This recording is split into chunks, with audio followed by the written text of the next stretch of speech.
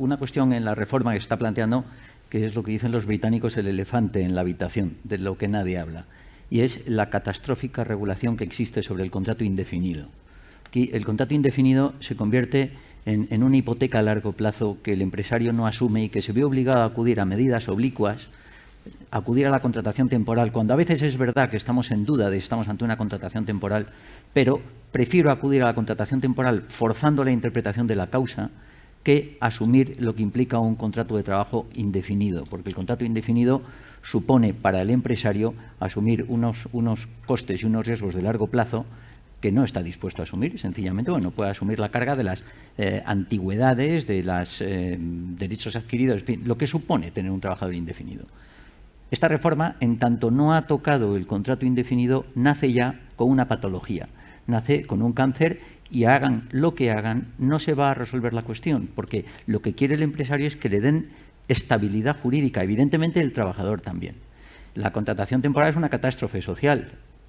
Si pudiéramos hablar, somos abogados, no somos sociólogos, pero si analizamos, y los que estamos en mesas de negociación colectiva, en convenios colectivos, cuando hablas de la contratación temporal, ves que la parte social, miembros del comité de empresa, no sectoriales, sino miembros del comité de empresa que están sentados en la mesa, les encantaría comprarse una casa y casarse y tener hijos, pero la contratación temporal le impide esa estabilidad vital, se lo impide. Porque no tienen acceso ni siquiera a veces a la financiación para comprar una vivienda o incluso a veces a los contratos de arrendamiento. ¿Por qué no hay contratación indefinida y se fuerza la contratación temporal? Porque está mal resuelta. La contratación indefinida tiene un arrastre desde 1980 que simplemente se ha matizado en dos grandes aspectos.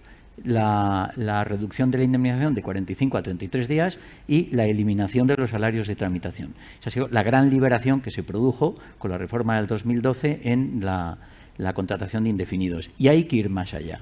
O se va más allá o los mecanismos de contratación temporal acabarán siendo, en una parte, mecanismos reales, pero en otra parte, mecanismos que pueden dar lugar al fraude. Y si la respuesta de eso es la nulidad, entramos en un problema de una patología brutal, porque lo que va a producir es una multiplicación de los litigios.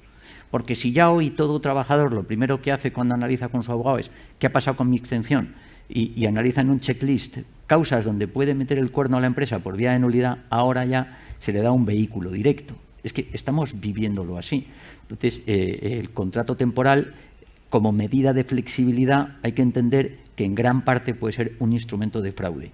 Si a la nulidad, que es un riesgo absolutamente brutal, le añadimos un mayor grado de intervención de la Inspección de Trabajo, que además va a sancionar las causas de temporalidad cuando no sean reales, que hay un elemento de discrecionalidad que a su vez cargará la litigiosidad porque revisaremos los actos de la Administración ante la jurisdicción.